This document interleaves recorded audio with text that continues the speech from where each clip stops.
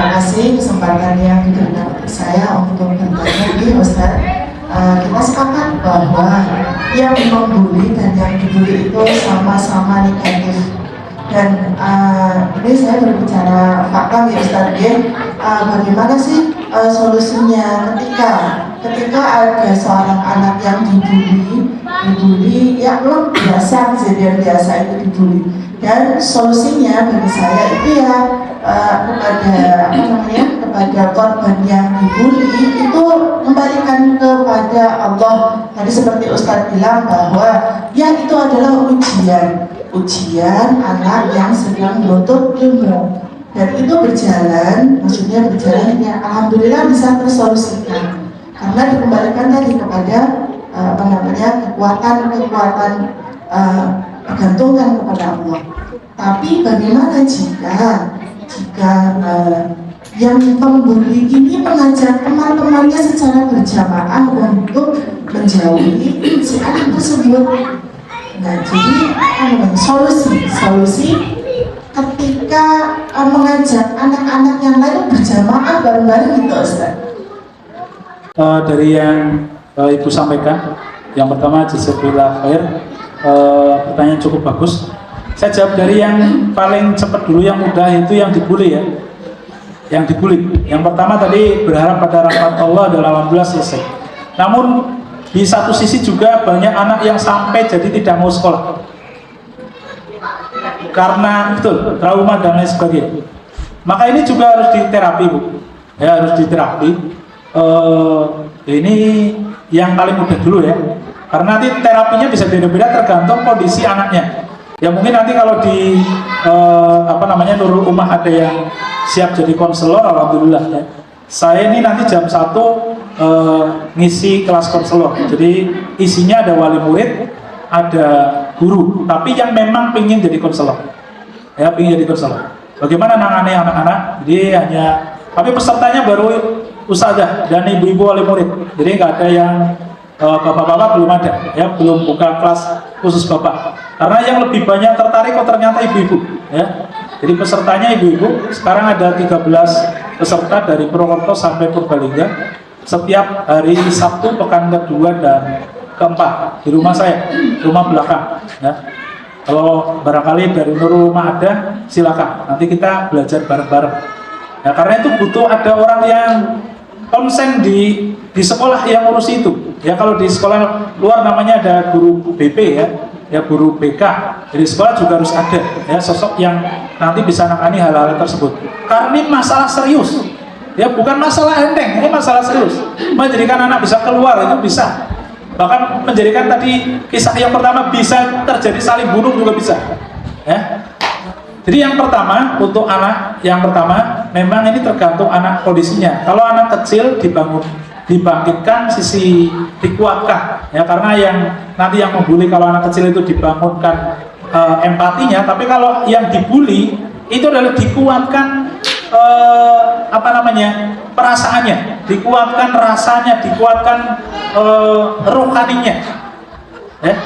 Yang pertama kamu sabar, ada ibu, ada bapak, ada ustadz dan ustadzah. Ini masalah ini ibu sudah tahu ya, kamu yang sabar. Saya akan laporkan ke guru kamu, ke ustadzah. Kamu jangan khawatir, nanti akan diselesaikan sama ustadzah. Itu yang pertama untuk menguatkan. Bagaimana dia itu tidak merasa sendiri. Kenapa dia itu jadi gak mau sekolah? Karena di sekolah tidak ada yang peduli. Bahkan gurunya merasa tidak ada yang ngurusi ya. Anak saya juga pernah ada yang seperti itu. Tapi kita kuatkan.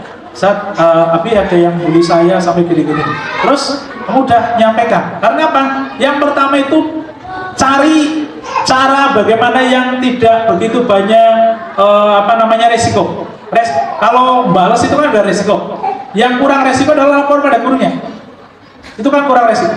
Tapi sayangnya ketika gurunya kurang respon, nah ini anaknya merasa sendiri, dibully lagi, belum diselesaikan dibully lagi, belum diselesaikan dibully lagi, akhirnya nggak mau sekolah.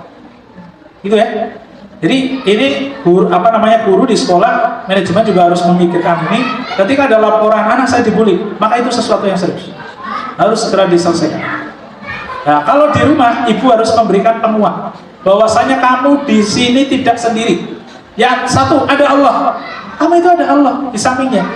Setiap orang setiap orang dizolimi, Allah ada di sampingnya, Allah yang akan menyelamatkan. Itu yang pertama, karena tauhid harus ditanamkan. Yang kedua, ada abi, ada umi, ada ustadz dan ustadzah yang akan ada di samping kamu, yang akan melindungi kamu. Itu ya, itu yang pertama. Yang berikutnya, ada yang sakit apa, kamu marah sama dia, lupakan saja, kamu maafkan saja. Kemudian kamu doakan dengan doa yang terbaik. Sekarang maafkan. Nunggu bisa diam, maafkan saja. Ya Allah saya maafkan, ya Allah saya maafkan. Ya Allah rahmati dia, ya Allah berkahi dia. Jadi doakan doa kebaikan. Itu ya. Kemudian yang kuat, intinya itu dulu sementara. Kalau anak yang kecil, kalau yang besar itu mudah diarahkan. Misalkan contoh, yang besar misalnya dijewer bapak, itu kan dia sudah bisa langsung pakai makna positif bisa. Oh bapak saya kok tiba-tiba jewer. Oh iya, dia lagi capek kerja, kok saya nyusahkan jadi saya dijewer. Ya udah apa. Berarti besok kalau bapak pulang kerja saya nggak boleh buat itu. Itu enak kalau anak itu sudah akalnya sempurna. Ini kalau anak TK, kalau anak SD bisa berpikir seperti itu, nggak bisa. Karena anak akalnya mereka belum sempurna. Kemudian kembali yang bully. Ya, yang bully ini guru juga harus lapor, tangani dulu. Kalau sudah ditangani kok masih belum, tetap ada. Anak ini membuli, itu harus ada. Ya, orang tuanya juga harus tahu. Karena apa? Sejatinya yang harus tahu itu orang tuanya itu penting sekali. Ini bahaya nih kalau sampai dia besar masih seperti itu, dia akan berbuat seperti itu terus. Bahkan dia sudah tidak peduli nanti, karena nanti di usia setelah balik, dia itu sudah mulai akan menjauh dengan orang tuanya. Dia sudah mulai menjauh dengan gurunya. Sehingga ketika diingatkan, maka dia itu akan kembali ke jalan. Wah, di luar itu ada yang ngomong, nah, mending jadi anak pang saja. Bahkan di Jogja namanya ada apa? Kelitih apa itu? Ya, geng-geng anak itu. Ya, selitih apa kelitih? Kelitih. Seperti itu. Ngeri itu.